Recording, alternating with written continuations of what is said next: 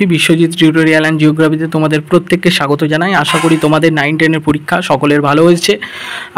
কিছু কিছু জনের হয়তো একটা আক্ষেপ রয়ে যাচ্ছে যে কাট অফ হয়তো হবে না। দেখো এখন কাট অফ কত এক্স্যাক্ট আসে।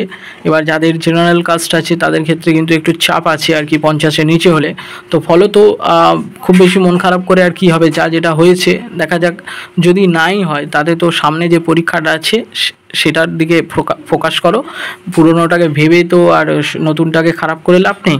তো ফলত মানে আমি স্ট্রেট কাট বলি। তো চলো আমরা কিন্তু নতুনের দিকে, মানে যেটা বাকি রয়েছে যে পরীক্ষাটা, সেটার দিকে আমরা কিন্তু মনোনিবেশ করি। আর দেখো শক্তিই জীবন, তাই তো? দেখো তোমরা দেখতে পাচ্ছ স্বামী বিবেকানন্দের এই বোর্ডেতে লেখা রয়েছে শক্তিই জীবন, দুর্বলতাই মৃত্যু। আর এটা একটা চাকরির পরীক্ষা, খুব ইম্পর্টেন্ট পরীক্ষা। আমাদের ভবিষ্যৎ কিন্তু এর ওপর নির্ভর করছে। কিন্তু সবাই তো সাকসেসফুল হবে না, এটাও তো বাস্তব সত্য। যারা হবে না তাই বলে যে এই পরীক্ষা হলো, এই এসএসসি পেলে না বলে জীবনটা ব্যর্থ হয়ে গেল তা কিন্তু নয়। আরও পরীক্ষা আছে, আরও অনেক দিক আছে জীবনে। তো ফলত লড়াইটা করে যেতে হবে, এটাই কিন্তু শেষ কথা। লড়াইটাই করে যাওয়া মানে টিকে থাকাটা, এটা কিন্তু বিরাট একটা ইম্পর্টেন্ট জিনিস। সামনে যে পরীক্ষাটা আছে সেটাকে হাতিয়ার করো, লক্ষ্য করো, অর্জুনের সেই পাখির চোখ ভেবে সেই রকম টার্গেট করে নাও। দেখো তোমাদের 10টা ইউনিট থেকে অলরেডি আমি দিয়ে দিয়েছিলাম সাজেশনস, আর একটা ইউনিট থেকে বাকি ছিল, যেটা 11-12-এর ক্ষেত্রে জিওগ্রাফিক্যাল থট থেকে। এবার দেখো তোমাদের প্রশ্ন একটু টেক্সট বুক থেকে বেশি আসছে। এবার জিওগ্রাফিক্যাল থট থেকে, যদিও টেক্সট বুক থেকে যেখান থেকে কোশ্চেন আসুক না কেন, জিওগ্রাফিক্যাল থটের ক্ষেত্রে তোমরা জানো যে এখানে খুব একটা বেশি কনসেপচুয়াল কোশ্চেন থাকে না।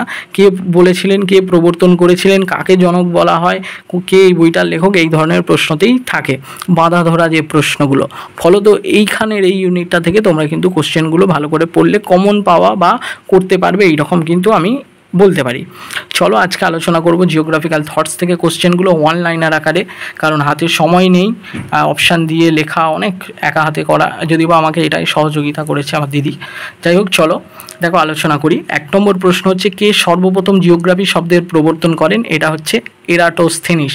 তাই তো, কোথাও এরাটোস্থেনিসও লেখা থাকে। ইনি 234 খ্রিস্টপূর্বাব্দে জিওগ্রাফি শব্দটি ব্যবহার করেন। তোমরা যদি 11-এর ভূগোল পড়ো সেখানেও কিন্তু প্রথম যেটা শাস্ত্ররূপে ভূগোল, সেখানেও কিন্তু এনার সম্পর্কে বিশদে দেওয়া রয়েছে।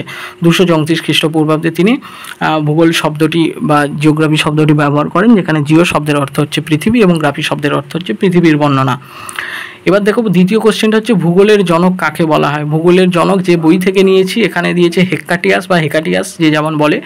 আর অনেক জায়গায় অনেক বইয়েতে কিন্তু এরাটোস্থেনিস দেয়, এবং আমি যতগুলো বই পড়েছি বেশিরভাগ জায়গায় কিন্তু এরাটোস্থেনিসকে আমি পড়েছি। তো ফলত এইটা একটু, এবার এখানে দেখছি এরাটোস্থেনিস অপশানে থাকেনি, ফলত হেকাটিয়াসকে দিয়েছে। এবার দেখো এটা তোমরা কমেন্ট সেকশানে একটু জানিও যে তোমরা অথেন্টিক যে সমস্ত বইয়ে পড়েছো সেখানে কি অ্যান্সারটা দিচ্ছে, এবং এই দুটো নামই যদি থাকে সেক্ষেত্রে কি হতে পারে এইগুলো জানিও। এইরকম কিন্তু প্রশ্ন আমরা কিন্তু 9-10-এর ক্ষেত্রেও দেখলাম যে দুটোই অ্যান্সার হবে বা এরকম হয়। তো এটাও একটু তোমরা একটু তাহলে আমাকে জানিও। আচ্ছা ঠিক আছে। আধুনিক ভূগোলের জনক কাকে বলা হয়? হামবোল্ট ও কার্ল রিটারকে। আচ্ছা, ইলিয়ড ও ওডিসি গ্রন্থের রচনা কে করেন? হোমার, অন্ধকবি হোমার। আমরা একদম ইতিহাস বই থেকে পড়ে এসেছি ছোটোবেলা থেকে। কে পৃথিবীর পরিধি প্রথম পরিমাপ করেন? এটা হচ্ছে থেলেস। গাণিতিক ভূগোলের জনক বলা হয় থেলেস ও অ্যানাক্সিমেন্ডারকে। প্রথম দাগিমা রেখা অঙ্কন করেন হেরোডোটাস, ইতিহাসের জনক। ভূ আকৃতিবিদ্যার জনক হচ্ছেন এরাটোস্থেনিস। কে প্রথম বঙ্গোপসাগরে মানচিত্র দেখান? টলেমি। এটা খুব ইম্পর্টেন্ট। আচ্ছা তারপর হচ্ছে, অ্যাস্ট্রোলব যন্ত্রটি আবিষ্কার করেন হচ্ছে হিপারকাস। পরম কণাবাদের জনক হচ্ছেন অ্যারিস্টটল। ওকে। আচ্ছা, অন এয়ার্স ওয়াটার্স প্লেস গ্রন্থটি রচনা করেন হিপোক্রেটস। পরবর্তী প্রশ্ন হচ্ছে, the rise of Roman empire গ্রন্থটির লেখককে? The rise of Roman empire গ্রন্থটির লেখক হচ্ছেন পাইথিস। আচ্ছা পরবর্তী প্রশ্ন আলোচনা করব। দেখো, জিওগ্রাফিকা 17টি ঘর গ্রন্থটি রচনা করেন স্ট্রাবো। কিতাব উল রেহেলা গ্রন্থটি লেখেন ইবন বতুতা। আচ্ছা, দি মকুদ্দমা গ্রন্থটি রচনা করেছেন ইবন খালদুন। এটাও ইম্পর্টেন্ট, একটু দেখে রাখো, মানে এইগুলো ইম্পর্টেন্ট হয়, এইগুলো মানে একদম বাঁধা ধরা কোশ্চেন তো। আচ্ছা, একুমেন কথার অর্থ কি? একুমেন কে লিখেছিলেন? আগের বারে সম্ভবত এসে গিয়েছিল, এবারে হচ্ছে এটা পড়ে রেখো, বাস উপযোগী পৃথিবী। আচ্ছা, নিয়ন্ত্রণবাদের প্রধান প্রবক্তা হলেন কার্ল রিটার। নিয়ন্ত্রণবাদের উল্লেখযোগ্য ভৌগোলিক হলেন হামবোল্ট, ফ্রেডরিক ল্যাপ্লে, আচ্ছা, এডমন্ড ডেমেলিন্স, ভিক্টর কাজিন্স। প্রণালীবদ্ধ মানবীয় ভূগোল এবং নতুন নিয়ন্ত্রণবাদের স্রষ্টাকে ফ্রেডরিক র্যাটচেল। র্যাটচেল বর্ণিত লেবেনসরাম বা হচ্ছে লেবেনসরাউম শব্দটির অর্থ হচ্ছে জৈবিক সত্তাযুক্ত দেশ। জলবায়ুগত নিয়ন্ত্রণবাদ বা ক্লাইমেট যে ডিটারমিনিজম আছে তার প্রবক্তা হচ্ছেন এলসওয়ার্থ হান্টিংটন। জলবায়ুগত নিয়ন্ত্রণবাদের জন্য হান্টিংটন পরিষ্কার। The geographical pivot of history and the Democratic ideas and the reality গ্রন্থ দুটি লেখেন হচ্ছে হালফোর্ড জে ম্যাকিন্ডার। নবনিয়ন্ত্রণবাদ বা নিউ ডিটারমিনিজম মতবাদের প্রবক্তা হচ্ছেন গ্রিফিথ টেলর। আচ্ছা, এটাও ইম্পর্টেন্ট থাকে যে নবনিয়ন্ত্রণবাদের অপর নাম হচ্ছে স্টপ অ্যান্ড গো ডিটারমিনিজম। নিয়ন্ত্রণবাদ ও সম্ভাবনাবাদ হলো দ্বান্দ্বিক দর্শন, দুটো আলাদা। একটাতে প্রকৃতি সেন্টার প্রকৃতি দ্বারা নির্দেশিত সব কিছু যেটা মনে করা হয়, আর একটা মতবাদে হচ্ছে মানুষ সেখানে অ্যাক্টিভ। একটাতে নেচার অ্যাক্টিভ আর একটাতে মানুষ অ্যাক্টিভ সম্ভাবনাবাদে। আচ্ছা, পজিটিভিজম বা সম্ভাবনাবাদ শব্দটি সর্বপ্রথম ব্যবহার করেন হচ্ছে Lucien Febvre. Geographical introduction to history গ্রন্থটির লেখন Lucien Febvre. The pioneer French গবেষণাপত্রটি লেখেন শাহ Bowman. Geography in relations to the social science গ্রন্থটি লেখেন ইশাও বাউম্যান। মানুষ নিজে প্রকৃতির খেলায় মেতে ওঠে কথাটি বলেছেন ভিদাল দি লাপ্লাস।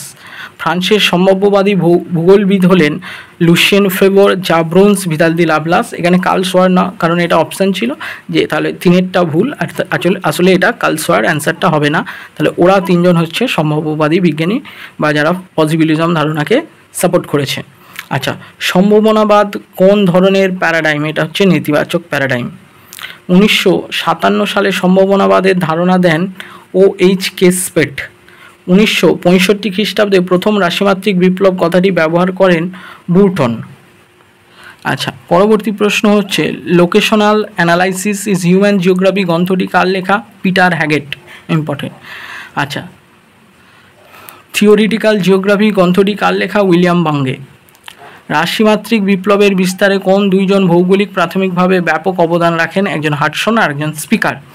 ভূগোলকে ভাবলে কি শাস্ত্র থেকে নিয়ম স্থাপনকারী বিজ্ঞানে পরিণত হতে সাহায্য করে বৈশ্বিক বিপ্লব? কল্যাণমূলক ভূগোলের সূচনা হয় কোন দশকে? 1970 দশকে। কল্যাণমূলক ভূগোলের প্রকৃত প্রতিষ্ঠাতাকে বেরি। কল্যাণমূলক ভূগোলের প্রাথমিক কাজ কি? পরীক্ষামূলক ও বিশ্লেষণমূলক চিন্তাধারা। কল্যাণমুখী ভূগোলের প্রধান পথিকৃৎ হলেন উইলিয়াম বাঙ্গে। কল্যাণমূলক ভূগোলের মূল কেন্দ্রীয় বিষয় সংস্কৃতি। কল্যাণমূলক ভূগোলের প্রতিষ্ঠাতা হলেন কে? David Smith. মানবীয় ভূগোলের একটি কল্যাণমূলক দৃষ্টিভঙ্গি গ্রন্থটি রচনা করেন। মানবীয় ভূগোল একটি কল্যাণমূলক দৃষ্টিভঙ্গি, এই গ্রন্থটি রচনা করেন হচ্ছেন ডেভিড স্মিথ।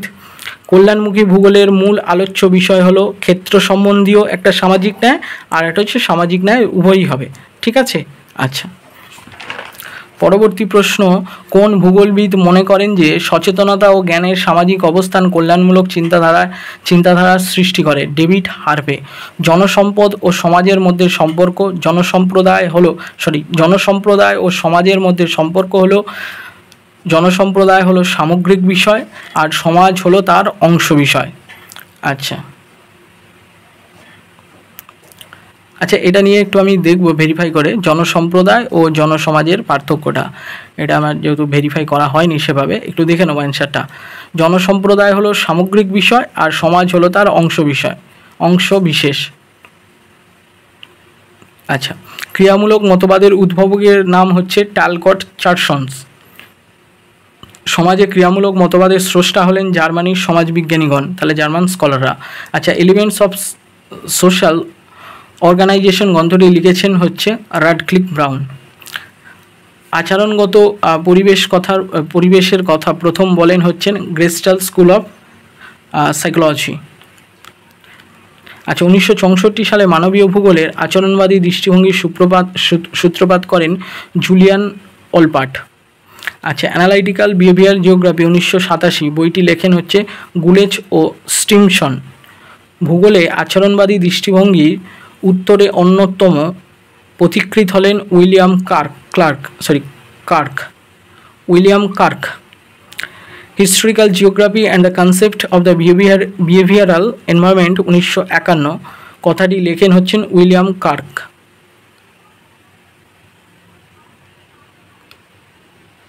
কত সালে অ্যান্টিপড পত্রিকাটি প্রকাশিত হয়? 1969 সালে। অ্যান্টিপড কথাটির অর্থ হচ্ছে বিপরীত অবস্থান। 1968 সালে সোসাইটি ফর হিউম্যান এক্সপ্লোরেশনস কে গঠন করেন? উইলিয়াম বাঙ্গে। র্যাডিক্যাল শব্দটি কোন শব্দ থেকে উৎপত্তি লাভ করেছে? ল্যাটিন শব্দ থেকে। মূলক ভূগোলকে কোন দুটি চিন্তাধারার মধ্যবর্তী পর্যায়ে বলা হয়? একটা হচ্ছে মার্ক্সবাদ ও সম্ভাবনাবাদের মধ্যবর্তী বিষয়। সমাজতত্ত্বে ক্রিয়াবাদের বা ফাংশনালিজম এর অন্যতম প্রবর্তক হলেন এমিল ডুর্কহাইম।